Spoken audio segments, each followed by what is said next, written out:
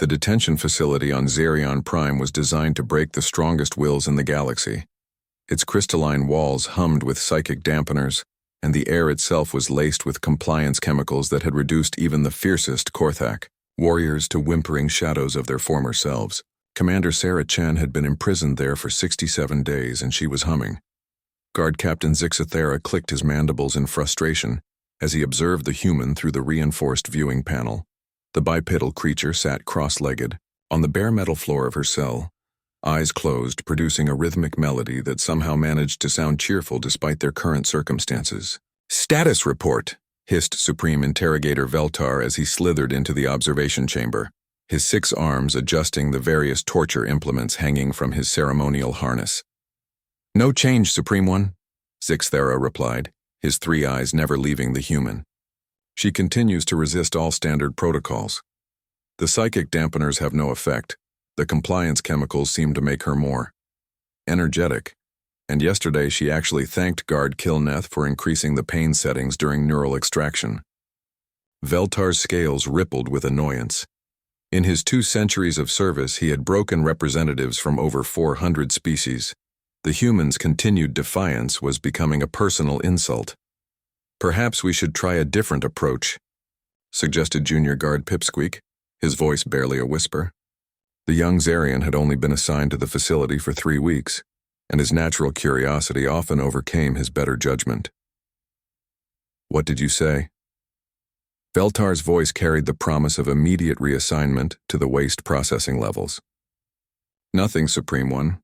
The human seems to enjoy talking. Maybe we could—" "Talking?" Veltar's laugh was like broken glass scraping against metal. "You want to have a conversation with the prisoner?" Inside her cell, Sarah opened one eye and grinned. Her enhanced hearing had caught every word of the exchange, and she recognized an opportunity when she heard one. "Hey," she called out, her voice carrying clearly through the speakers. "You guys sound like you're having a strategy meeting out there. Mind if I contribute?" The observation chamber fell silent. In 6 decades of operation, no prisoner had ever voluntarily initiated contact during interrogation planning. "See?" Pipsqueak whispered. "She wants to talk." Against his better judgment, Veltar activated the communication system. "Speak, human. What delusion do you wish to share?"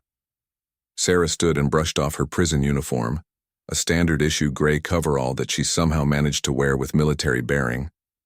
"Well, I've been thinking about your operation here, and I've got to say, you're doing amazing work." Zixathera's mandibles twitched. "What? No, really. The efficiency, the organization, the systematic approach to prisoner management, it's impressive, but I think you're missing some opportunities." Veltar found himself leaning closer to the speakers despite his better judgment. "What opportunities?" "Well, take your staff morale, for instance. When's the last time anyone here got a promotion or a vacation? You've got Pipsqueak there, bright kid, lots of potential, but he's probably going to be stuck in junior positions for decades because there's no advancement program." In the observation chamber, Pipsqueak straightened with surprise. How did the prisoner know his name? More importantly, how did she know about his frustrations with the career track? "That's not your concern, human," Veltar snarled, but there was less conviction in his voice. "Sure it is. Look, I've run military operations across 3 star systems. I know talent when I see it. Zixathera here, natural leader, great attention to detail, but I bet he's been passed over for promotion to supreme rank at least twice." Zixathera's 3 eyes widened.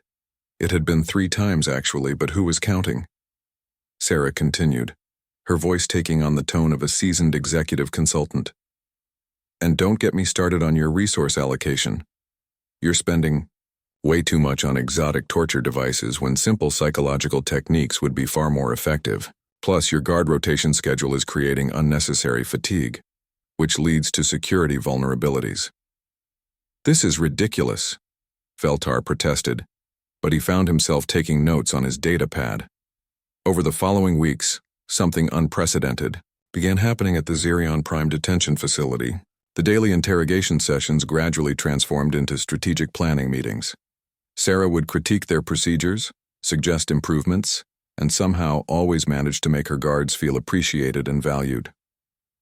Guard Kilneth, Previously, known for his brutal efficiency, discovered he had a talent for logistics after Sarah pointed out how his meticulous nature could revolutionize their supply chains.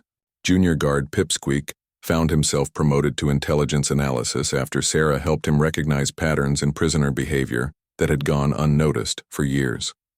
Even Zixathera began to see possibilities beyond his current position. The human had shown him leadership techniques that were already improving his unit's performance ratings. But it was Veltar who experienced the most dramatic transformation. During what should have been their final interrogation session, he found himself asking Sarah for career advice. "I've been Supreme Interrogator for 2 centuries, he admitted.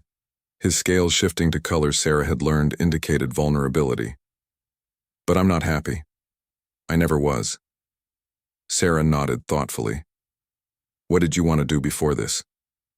I wanted to teach. Xenopsychology. I was fascinated by how different species think, how they process information." His voice grew wistful. "But my clutch father insisted that military service was the only honorable path." "It's not too late," Sarah said gently.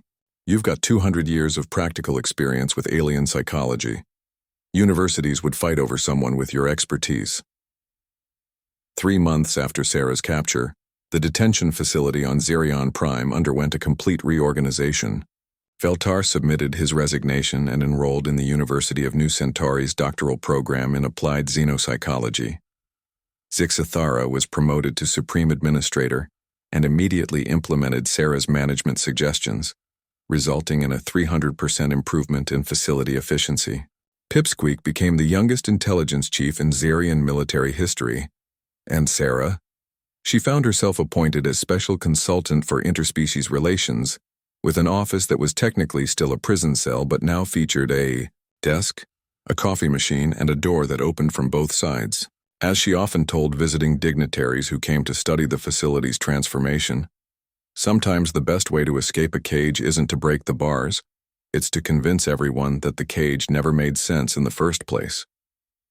The guards, who had once been her captors, now lined up outside her office each morning, seeking advice on everything from career advancement to relationship problems. And Sarah, who had been sent to gather intelligence on alien military operations, found herself in possession of far more valuable information than she had ever hoped to obtain.